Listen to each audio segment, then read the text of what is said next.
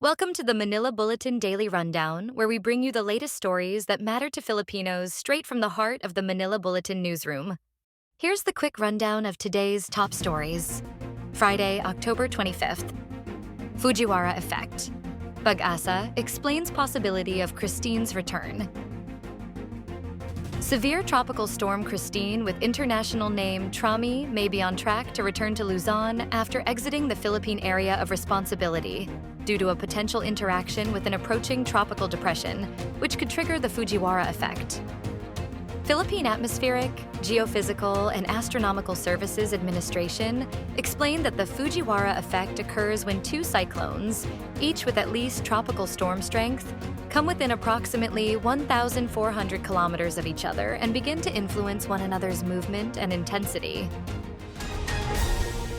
PBBM tells government officials, if you're tired, think about typhoon victims' condition.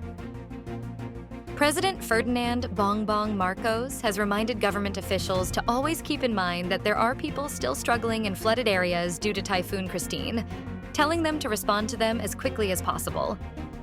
During a situation briefing on the impacts of Typhoon Kristine, Marcos told government officials to consider the struggles of the typhoon victims whenever they feel like giving up on the challenges brought by the disaster.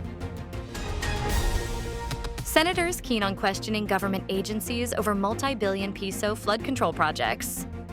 Some senators on earlier today expressed plans to question key government agencies on their respective budget allocation for flood control projects.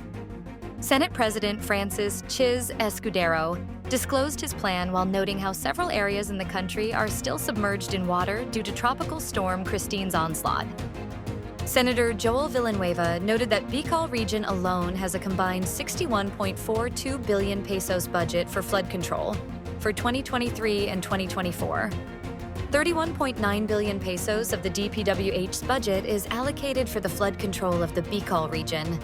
Bicol province was the hardest hit by Kristine. Kristine exposed weakness in country's power infrastructure, says Herrera. House Deputy Minority Leader Representative Bernadette Herrera stresses prioritizing disaster-resilient infrastructure for the power sector after Typhoon Kristine's devastation left millions without electricity and critical services. Its torrential rains also triggered landslides, which submerged towns and crippled essential facilities, including hospitals and communications networks. Philippines-US finish talks to strengthen maritime law enforcement. The Philippines and the United States have concluded their discussions on how to strengthen their efforts on joint maritime law enforcement in a bid to reaffirm ties to address maritime challenges. Officials from both sides met in Manila on Thursday for the third Philippines-US Maritime Dialogue, a talk that reaffirmed the Philippines and the US shared commitment to uphold the United Nations Convention on the Law of the Sea and the rules-based international order. House transmits tweaked 2025 General Appropriations Bill to Senate.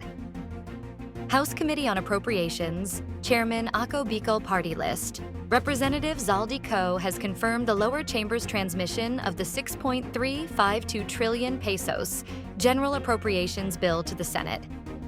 This 2025 General Appropriations Bill, or proposed national budget, already contains the key amendments from the House of Representatives Small Committee aimed at bolstering social safety nets and ensuring food security. Australia's leader rejects Beijing's claims that his country is rife with racism and hate crimes. Australia's Prime Minister Anthony Albanese has rejected accusations from Beijing that his country is plagued by systemic racism and hate crimes after an Australian diplomat led a group of Western nations in renewing concerns about human rights violations in China. When it comes to China, we've said we'll cooperate where we can, we'll disagree where we must, and we'll engage in our national interest. And we've raised issues of human rights with China, Albanese said. Stay updated with the latest news. Visit our website at www.mb.com.ph